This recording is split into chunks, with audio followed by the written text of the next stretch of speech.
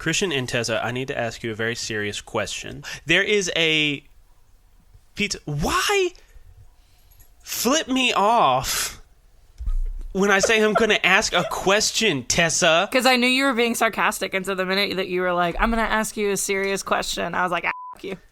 I was, what? My serious question was, there is a pizza commercial. The mascot is wearing a toga, sandals, he has like the huge nose, and he has a spear with some pizzas on it. He stamps the spear, the pizzas flip, and he says something. What does he say? Oh, God. It's Little Caesars, right? Yeah, it's a Little Caesars commercial. But I can't remember what he says. Carrie, this do is you know also what a he question says, for you. or are you just asking because you don't No, know? I'm legitimately curious. Carrie, what do you think he says? Because I think it's like a Yanni Laurel situation. I thought it was pizza. It's pizza. Yeah. Okay, Pizza. It is pizza. Tessa, what is it? Yeah. I don't watch She commercials. doesn't know. Of course. She's never seen it. She's too young to watch commercials, really. See? I knew that I was going to need to flip you off, so I was just getting prepared. Save your finger, Tessa. Okay, so I think it could either be pizza, or piece of pizza. Piece of pizza. It's pizza. Well, sure. Is it pizza? It shows the words. No, it doesn't. Yeah. It does on some of them. Does it really? It just says Yeah, it pizza. does. So you don't know. I know. Yeah. But I love it's you, and I'm pizza, supporting pizza. you, Carrie. What? Carrie calls you out on you not knowing something, and you say, yes, I support you, Carrie. But I say, hey, I want to ask you a question real quick, and you're like, F this dude. It's because we love you, David. I don't understand. David, why would their motto be piece of pizza? Because you want a piece of pizza. Come to Little Caesars and get a piece of pizza. No, you're supposed to get a whole pizza because they're $5. It's like piso pizza. Why would you can't go to Little Caesars and get one piece of pizza? Bet. There's a Little Caesars right around the corner. I will walk in and say, go right now. I would like a piece of pizza. You can get like a personal thing, but it's not one slice. It is a single slice. It's not. A single piece of know if pizza. you can buy it by the slice. All right, listen, guys. I knew it was pizza all along. No, you. I just wanted a dang cold intro clip. That's it. Hello, friends. My name is Chris Polk, and you are listening to the Misconceptions podcast.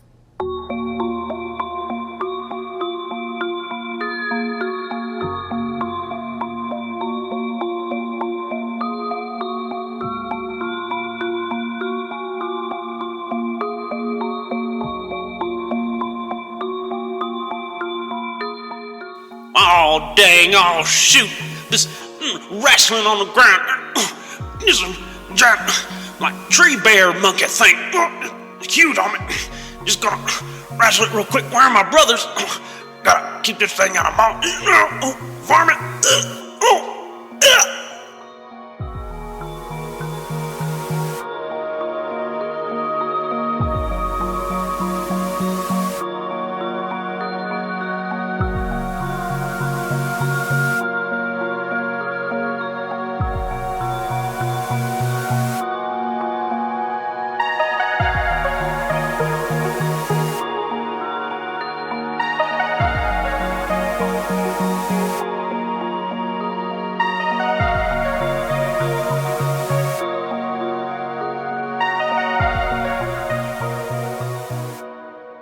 All right, are we ready?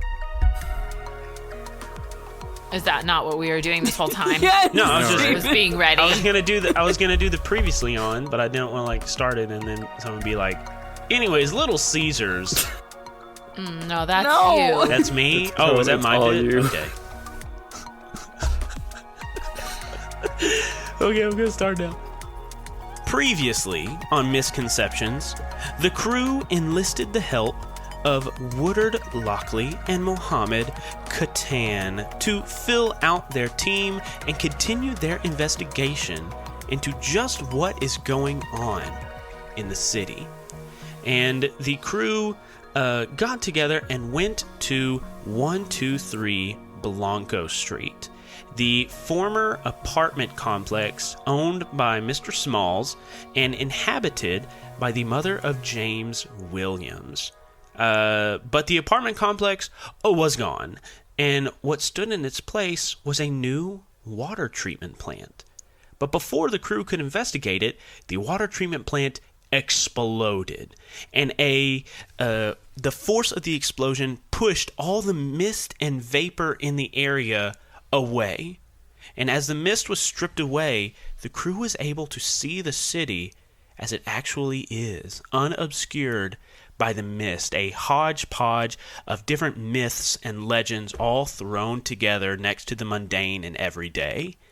The crew investigated the ruins of the water treatment plant, found a well similar to the ones that they have found before, with some machinery sticking out of it, but they weren't really to figure out what was going on, and so they left. And as they were leaving, they saw 3 brothers in matching tracksuits jogging up with a Big Swallow cup. They filled the Big Swallow cup, they ran away, and the crew followed them back to an unassuming house. And inside this house is where we pick up. The camera comes in on a house kind of with an overgrown lawn, an oak tree in the front, a nice picket fence around its exterior.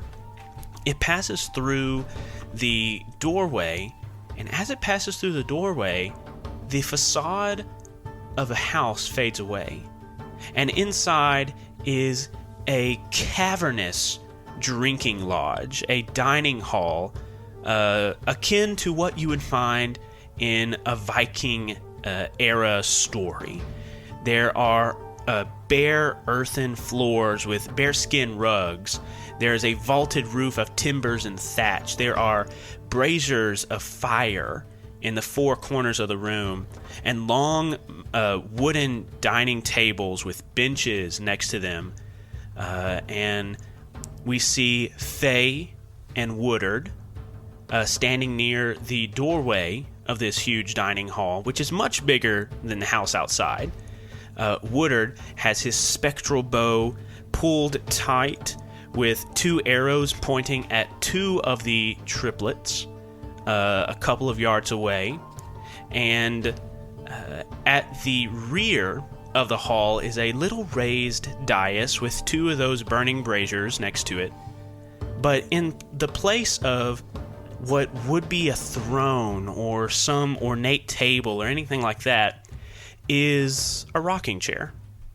And in this rocking chair is an older woman with blue jeans tucked into brown cowboy boots with turquoise stones embedded in them. She is wearing a flannel shirt, loosely unbuttoned around the collar, her sleeves rolled up, her hair pulled back into a bun, and she has the Big Swallow cup held in both hands with a little bendy straw sticking into her mouth. She takes a big slurp of it, resounding throughout the cavernous hall, and she looks down the hall at Faye and Woodard, and she says, "Well, it's about time you got here." It's nice to see you again, Miss Minny. It's been a while. It sure has, hasn't it? She takes another of the Big Swallow. Where are Mohammed and Esther? Mohammed is outside in full bear form, wrestling with one of the brothers. That's right. And Esther is crouched down right around the corner. I think she got up onto the porch and was right next to the door. I don't even know where to begin with you. I have so many questions, and yet I don't expect you really to give me any answers. So I guess the first question is, why were you expecting us? Well, honey, I know full well the amount of trouble you've been causing for my peers and I reckon you were going to find your way to this abode. Quite frankly, I thought you were going to find yourself here a lot sooner, but hey, you're here now, so ain't no how to do about it. But hey, if we're going to be talking, why don't you make yourself comfortable? She gestures to one of the benches and tables. Can I roll a perception? Faye glances up at Woodard in a, like, you've got my back kind of look, and slowly walks towards the bench. Can Faye see Esther? You can see just like the periphery of her. She is leaning up against the door jamb in the open door. Okay. As Faye sits down, she moves the bench a little to make a loud noise so that Esther and, if Muhammad could hear, and was close enough, would know, like, where in the room she was. Yeah. So you scoot that, making a loud noise on purpose. Woodard nodded at you when you looked at him, and he kind of trails behind you with his bow still drawn taut, 2 arrows aimed at these two bruisers.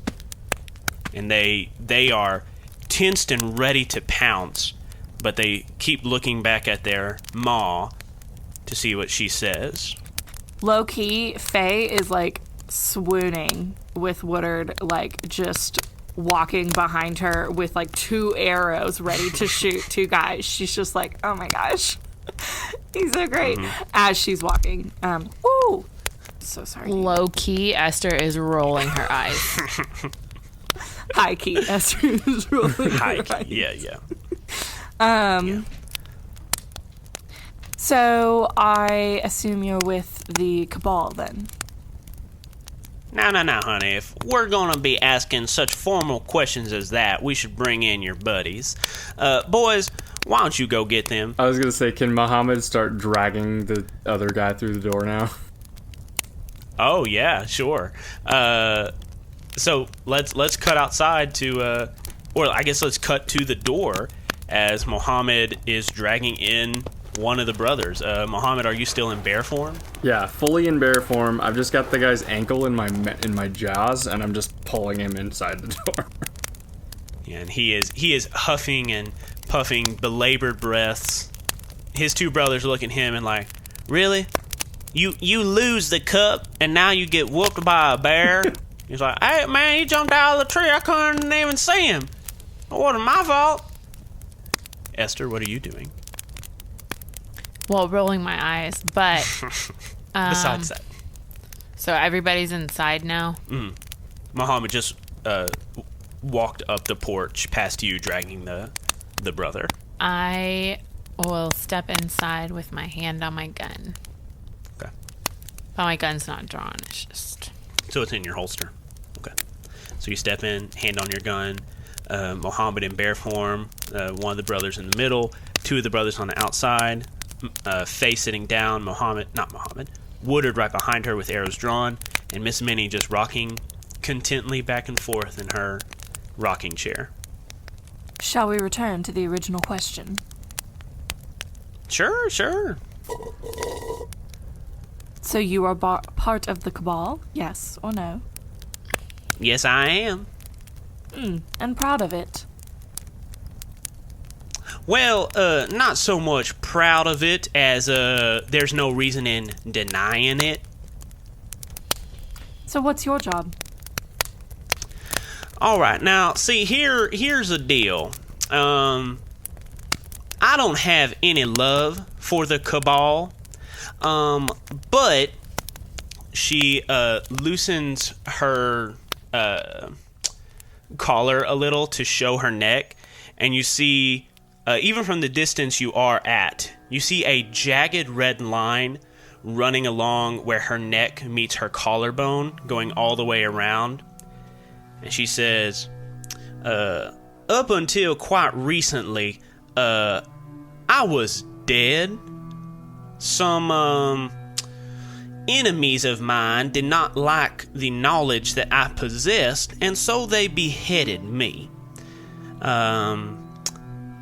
Members of the Cabal saw to it that my head was reunited with my body, and as part of the enchantment that keeps my head on my torso, I cannot say anything that would endanger or hinder their operation. So while I am happy to answer your questions, you will have to be careful about which questions you ask. Okay, but what do you do for the Cabal? Well, all right now. You see, I have a very intimate knowledge of the mist and how it works. And so the Cabal has enlisted me for my knowledge about how the mist works so that they can exploit it and manipulate it how they see fit. What are they exploiting the mist for? Their own power? Well, you see, without getting too gritty and, my head falling off, as I did state before, they are wanting to use the mist to enact their own goals. The mist is very important to what they want to do. Who beheaded you? Some real dirtbags, let me tell you. But they are not important to you. They have my own special brand of retribution coming down on them. Faye seems deep in thought, and kind of scrunches her eyebrows and is silent. Miss Minny looks at Woodard and says, "Oh, honey, you can put those 2 sticks down. They ain't gonna do much good here. Believe me, if I already wanted you dead, these boys would have wiped the floor with you. And if they couldn't wipe the floor with you, well, I'm their mother. Ain't that right, boys?" And they all go, "Yes, ma'am." Woodard slowly dispels his bow and sits down on the bench next to you. What are we doing here, Faye? I guess I'm trying to piece together your story, and I find it quite difficult. There ain't much to it, sweet cheeks. I'm the smartest woman that ever lived, and the people that didn't like how smart I was killed me because what I knew. And now I'm back from the grave, and I can't say certain things. When you say you're back from the grave, were you actually in the grave and then they brought you back? Or did they bring you back before you got to the grave? That is an excellent question. And I was awakened before I was reunited with my body. And let me tell you, have you ever heard of phantom limb syndrome? Well, just imagine phantom body syndrome from the neck down. It is a doozy.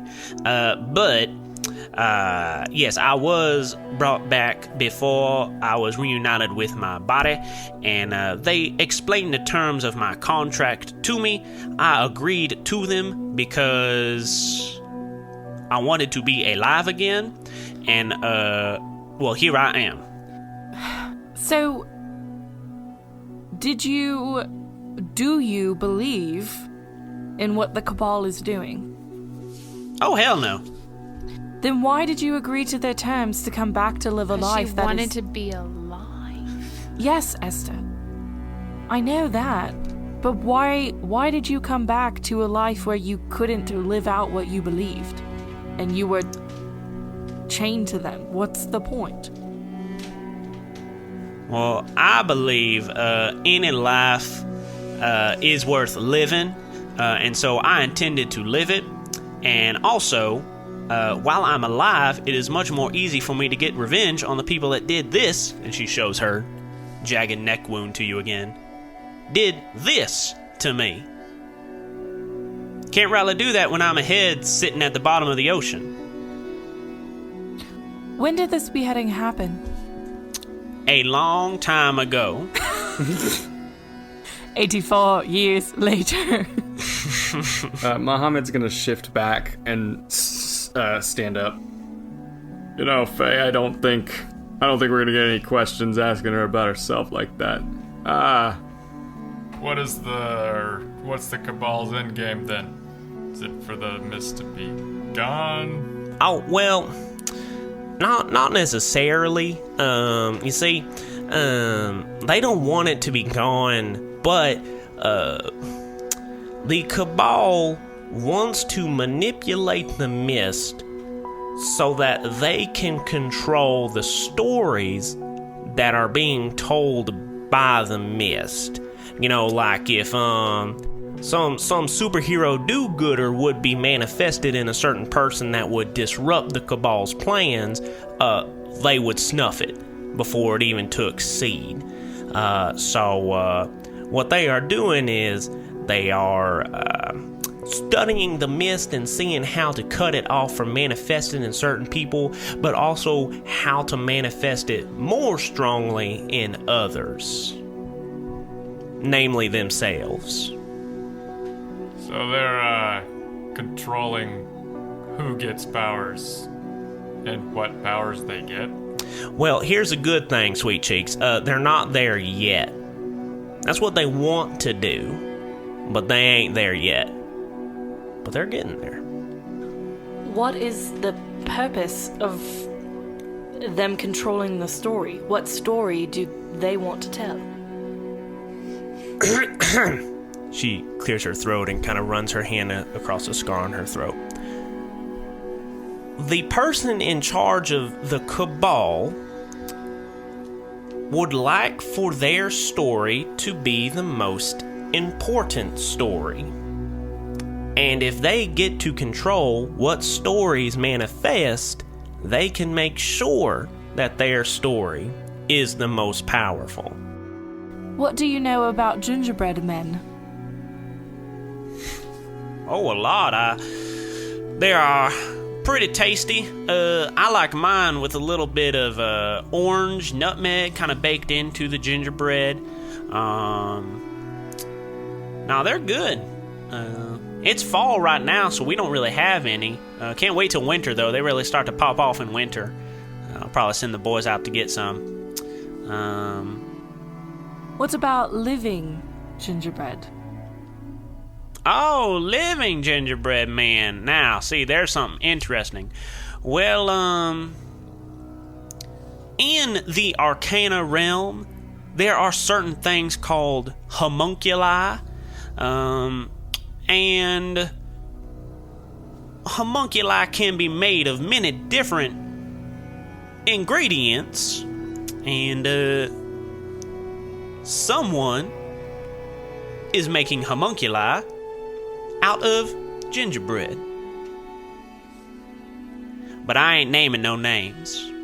She takes another sip of her big swallow. Is that what keeps you alive? What, this? Yes. Oh, no. You see, the mist and I are kind of intertwined, and I have been sipping of it as long as I can remember. Do you know the Rat Pack? I do. Do you know where they are right now? I do. Can you share? I cannot. It's great. This was a good conversation. Cool. Cool. Indeed. Do you happen to know any Vikings? No, but I know the bastards they worship. And she fidgets with her collar a little bit. I was brushing up against her neck wound. So the Vikings beheaded you then? No. The bastards they worship beheaded me. Who do the Vikings worship? Honey, you are going down a rabbit trail, and I'm going to cut you off right there. This is my personal story and has nothing to do with your overall investigation. I've noticed that so many of our stories relate to stories that one might read their child at bed. I wonder if the person in charge of the Cabal has a story that we might all know. So you're trying to get her to reveal what story the mythos of the Cabal comes from? 100%. Yeah, okay. Let me think of... But without like how she her would answer telling this. me. Yeah. Well, if the leader of the Cabal was going to tell a story, it would go about, themselves. It would go something like this. A long time ago, there was a knight who was a crusader, and they went on down to, the Middle East, doing their stupid crusade stuff, and there was a dragon who was terrorizing that village, and that knight done near killed him, and for some reason that I just can't put my finger on it, the leader of the Cabal really doesn't like that story. Faye glances around. Confused but contemplative. Contemplative? You mean contemplative? I got it! You did. Do you know Morty? She nods her head slowly. I did. How did you know him? We killed him. Esther clenches her fist at her side. Why? He knew too much and he got caught. Did you kill Mrs. Williams? Did I? No. Did the Cabal also kill Mrs. Williams? Yes. She knew too much? No. It was just she was stubborn, and we needed that property. And as long as she encouraged the others to stay in the property and not give it up, we could not have it. So she had to go. And then you erased her son's memories? Oh, no, honey. That was the Mist's doing. Why did Paul St. George have to die? All right, now, I'm going to tread very lightly into these waters, because just one misspoken syllable could easily unravel everything. And by everything, I do mean my neck. And the reason Paul St. George had to die is because, and she's like struggling and parsing her words together, the leader of the Cabal fears him the most. In a hypothetical world, why would a big company be sold?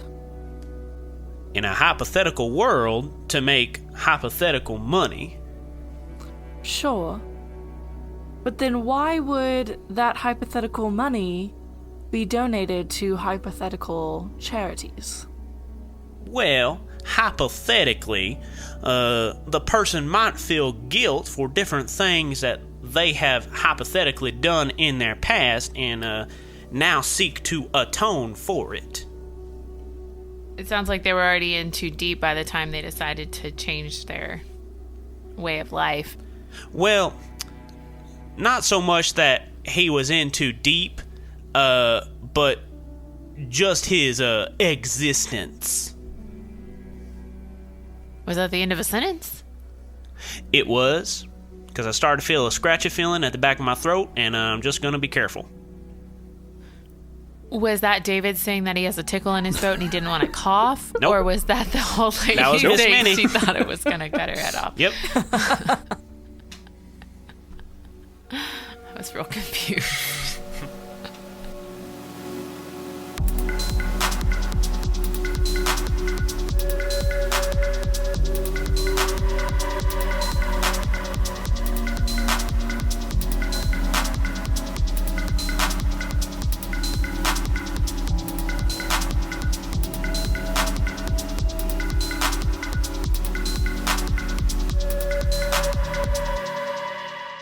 Hello, friends, and welcome to episode 83 of Misconceptions. I'm your host, David White, and I hope that you're enjoying this episode. And before I let you continue enjoying it, we got some show notes to go over.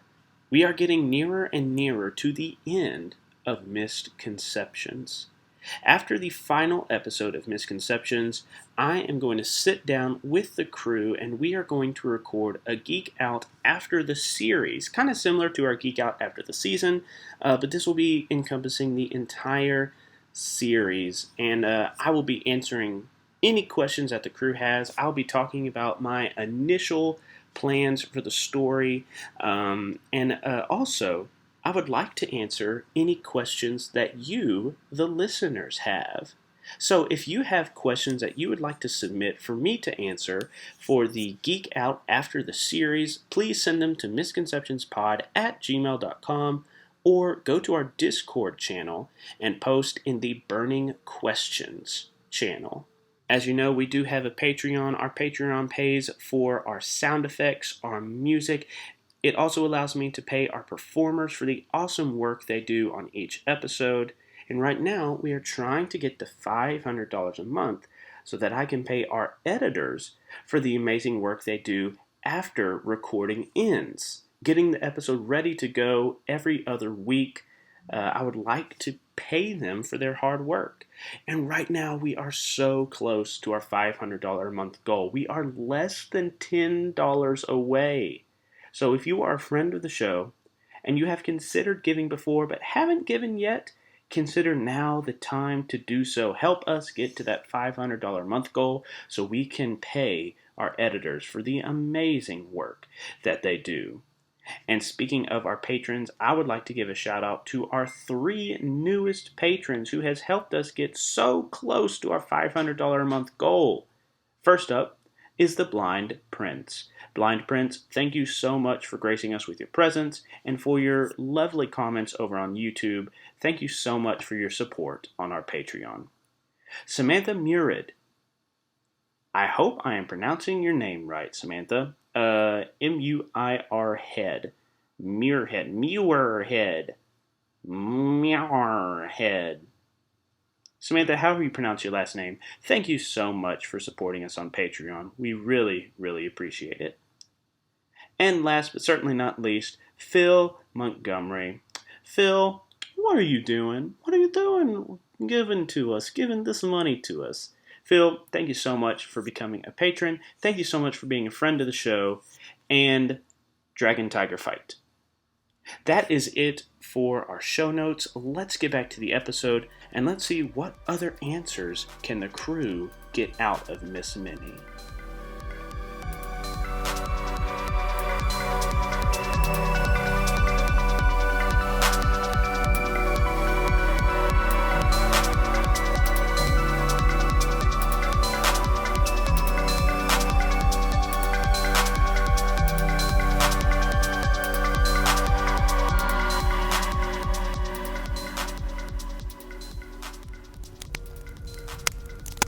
Is the living human form of Pip Hamill still alive? Yes. You said you expected us, but do you know who we are? I do. Esther Black, one of the 4 most wanted people in the city presently.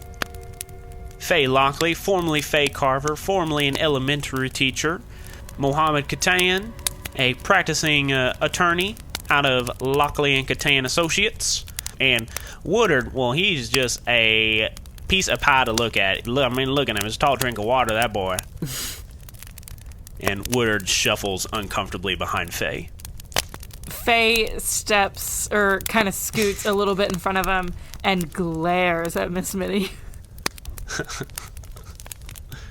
Oh, calm down. She's not going to take your place. Well, hold on now. Do you know Linda? I sure do. Do you happen to know who her sidekick is? Often, seen as, someone in a wolf mask. I sure do. You're not going to give me the name, are you? Even if I wanted to, I could not. That's wonderful. So, why the gingerbread replacements?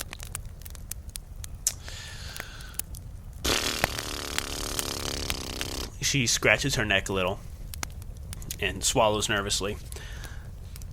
He was an important moving piece, and he had not yet moved into his checkmate position, and it was very difficult for him to do so in his current state. So he wasn't cooperating, so you took things in your own hands. He was incapable of cooperating. I don't think we're getting much else out of her. Oh, I mean, there's a whole hell of a lot you could get out of me. You just ain't asking the right questions, or you must plumb forgot. Because believe me when I say that I would like nothing more than to see the Cabal brought down to its knees so that I could go about my own damn business. And as she says that, the lights in the braziers kind of lower, and it gets a little colder and darker. And she pushes herself up in her rocking chair to sit a little more straight. And she digs her nails into the wooden armrests. And then she slowly eases back into her chair, begins rocking again, takes a sip of her cup filled with the mist of the city, and the light and warmth returns to the hall. Well, what is your business? Killing the sons of bitches that killed me. Well, I know you can't say anything, but, what about your boys over here? They look at each other with eyes wide. Oh, you wanna talk to me? Us? Him? Who? Where? I don't think that we're gonna get much out of them. Just saying. Is Linda the true leader of the Cabal? No. But a whole lot of our operation is hinging on her right about now. What happened earlier today? When the mist disappeared? The Cabal is moving into our endgame. Why do you drink the mist? For as long as I can remember, the mist and I have been intrinsically intertwined. Before any buildings were here, before I was here, and I'm old as hell, let me tell you that right now. I still look good, but I'm old as hell. But even before I was here, the mist was here. Before the first road was paved, before the first bricks were laid, the mist was here. The city wouldn't exist without the mist. Just as we are all incarnations of different stories and mythologies, the story itself, the mist itself is an incarnation. The mist is the incarnation of the story. The mist exists to tell a story. It built this city, it made this city so that it could tell an infinite amount of stories. It infects different people with different stories, different desires, different powers, so that they can all act out different stories. It withholds certain powers and stories and abilities from certain people so that they can be background characters in the story. The mist is connected to every story that was ever told, every story that will ever be told. It exists outside of time, and the whole reason this city is here is because the mist wanted to tell a story. Plus, it has just the best taste. It's like cherry cola dialed up to an 11. And she takes another sip of her mist cup. I am a caretaker of the mist. Just as a tree needs to be pruned and replanted and cut down, and sometimes a forest needs to be burned, I take care of the mist. It is my job. It has been my job for hundreds of years, and I exist to keep the mist safe. And in return, the mist departs its knowledge onto me. At that, Esther nods her head understandingly. As they were talking, Faye, I don't know. I was going to say pulled out a piece of paper and pen. Sometimes she has a backpack on, sometimes she doesn't. Or her phone, I don't care. But Faye starts writing down, like, a list of questions. Okay. So Faye is furiously scribbling. Yeah. If you don't mind, I have some questions that appear unrelated that I would like to run through. I ain't got nothing better to do. True. So you are a caretaker of the mist. Is Lisa in the forest also a caretaker of the mist? Oh, Lisa, that old gal. No, she ain't a caretaker. She is in a sense. She is a caretaker of nature, but she is not a caretaker of the mist. And I think she's been getting kind of friendly with the mist. I think she's been kind of sipping off of my juice. And I've talked to her because, to drink of the mist is to completely warp your mind. So she might be going a little bit crazy, but she's not a caretaker of the mist. She's more of a caretaker of nature and green stuff. I see. What about Agatha?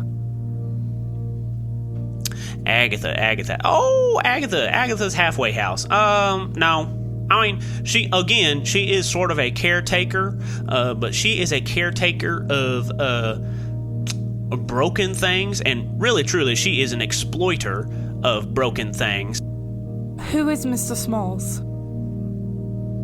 Mr. Smalls? What purpose does he serve? Mr. Smalls was a realtor and kind of small time. If you're asking how he fits into the larger scheme of the Cabal, he owned some properties that we needed. And we bought them. Yes. Why was Len involved? Because we needed someone to look like him to sign off the different properties so that we could buy them. Because Mr. Small sure as hell wasn't going to do it, the greedy little bastard.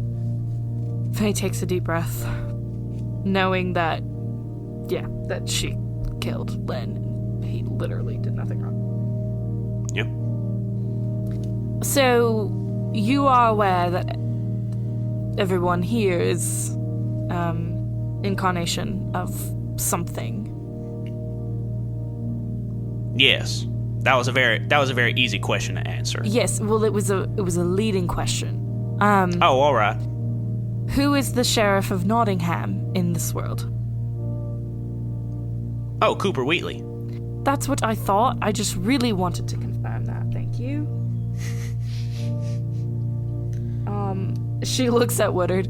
So if you could go ahead and take care of that honey, that would be great. And pats his knee. He looks at Muhammad and says, "We've literally tried so many times." So many times. He's a real problem. The monsters that were created from the drug. Why create them? To have an army. For which to fight the mist? No. This is a fun game. I'll tell you what, I'm having the time of my life. You cannot understand how little meaningful conversation I have with my boys. I love them to death. Oh, no, we know. But they are about as thick as the mantle of the earth. There's nothing getting through there. Oh, for sure. Yeah, we're well aware. All right. So I'm having a great time, y'all. This is great. I'm glad y'all came. So do your boys kill for the Cabal? That is not their main purpose. Their main purpose is just to go out and fetch me a drink. But I mean, if need be, they are strong as hell. I mean, they ain't as strong as their ma, but I mean, they'll rough you up. I mean, that bruise forming around underneath your eyes tells me that you know how strong they are. Esther glares at her. You hear two of the boys chuckle over your shoulder. Did they kill Morty?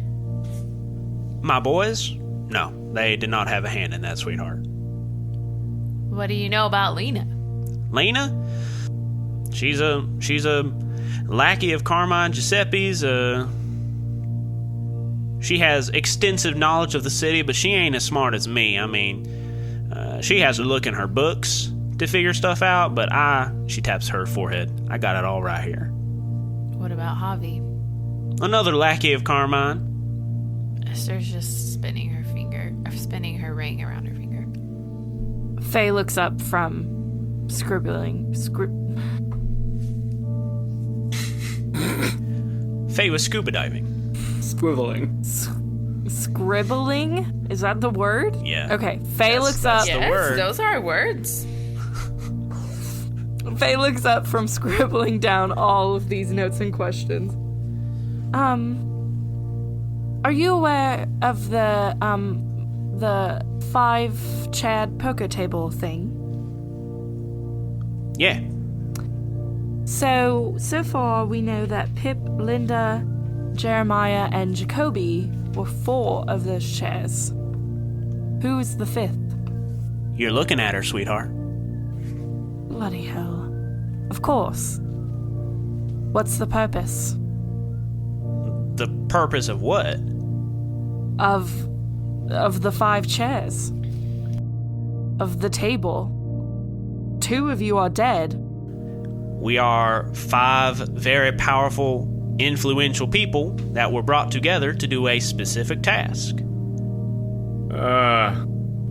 If you were us, and you wanted to bring down the Cabal, where would you go next? Well, if I were you, I would start looking for the person who all of this hangs on. That was the least helpful answer you could have given. And earlier you said that Linda was pretty important right now. You got that, Faye? She's not an easy one to find. The dominoes don't work anymore. And Faye glances at Miss Minny. Well, whenever you took her to the meeting room, she knew that those had been compromised, so she quickly deactivated them. Well, that makes complete sense now. Don't know why I didn't think of that before. Much of our audience wonders it as well. Oh my gosh. If you want the mist gone, well, the story would be, why pump the mist through the city using the water treatment plants? Oh, the mist pumps itself. Yeah, it does. We're not, well, all right now. Do we need to leave the room? But anyways, the mist pumps itself through the city. The water treatment plants are just a front for a more nefarious purpose. How do we find Linda? Oh boy, all right. If I answered that, my head would just roll. So let me just think about how to answer this real quick. How do you find Linda? You start looking for her. Wow. Who knows how to find Linda? Who knows where to find Linda? Well, she is a tricky one to find nowadays. But at once upon a time, she had a job, and this job mailed her checks every month. Presumably, they would still have her address on file somewhere. But I mean, that is just a presumption on my part. So we need to go to the news station. Where is your new meeting place now that the domino portal... No, I'm just gonna stop you right there. That is a big no-no, and I could not even begin to parse words together that would not make my head fall off my neck. Where is Pip? She shrugs and she says, "You gotta start looking." Miss Minny, do you think that we've just been sitting around? Well, I think that you've been allowing yourself to get pulled in a lot of different directions and circles instead of going down the most obvious path. Faye blinks. we're going down. I'm yelling timber. You better move. You better dance. Ooh. Faye turns slightly and looks... Oh, there's no way to communicate this slyly. Faye glances at Esther and is thinking in her mind. No. Give us the describe what you physically do, and let's see if Esther can parse it out. Okay. Faye slightly turns, glances, just like with her eyes, because that's how you glance.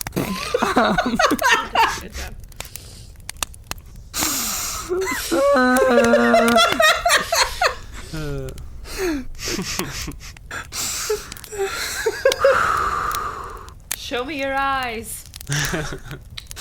Okay. Faye glances, turns slightly towards Esther, glances at Woodard, glances up at Esther with, like, the knowing Faye and Esther look, and then, like, glances without turning towards Miss Minny, like, glances at Miss Minny, and then back at Esther. I would like to go into Esther's mind right now, and I would like for her to decipher what Faye has just told her. I don't know what the hell she wants. She keeps looking around. I'm not gonna shoot the old lady, and I don't know why we're here anymore. I think we have information. We should just leave. But she's gonna keep looking at me and looking at Woodard and looking at the old lady like I'm gonna read her fucking mind. We come out of Esther's head into the rest of the scene. What Faye sees is Esther rolls her eyes.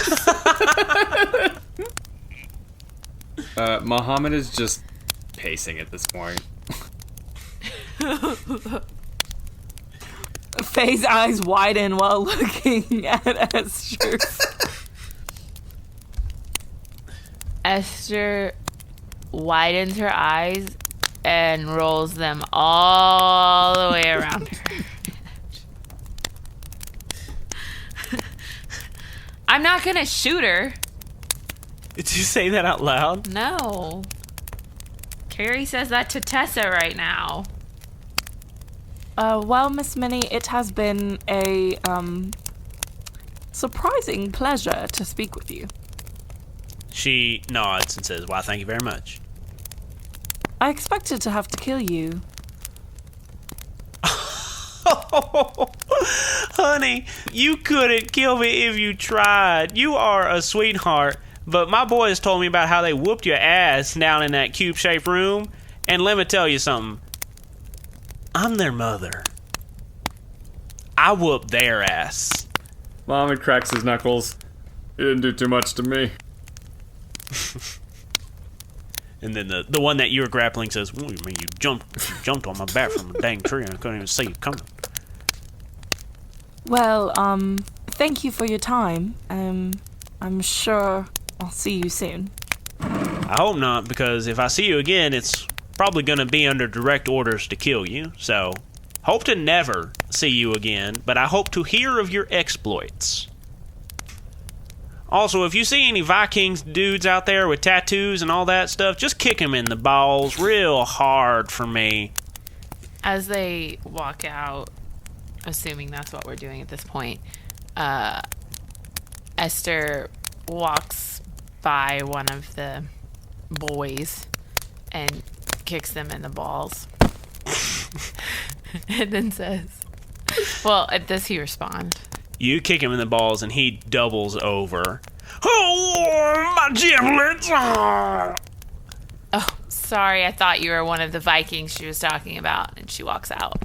His two brothers are doubled over laughing at him. Esther smiles for the first time in a long time. And the four of you walk out the door into the night air. Stars twinkling in between the drifting clouds of mist overhead. You're standing on the porch, surrounded by this overgrown front lawn. And Woodard exhales, and you realize he's been holding his breath for almost the entire time you were in there. All right, that was... Ooh, boy. So, where do we go now? Looks like we have a news station to exploit.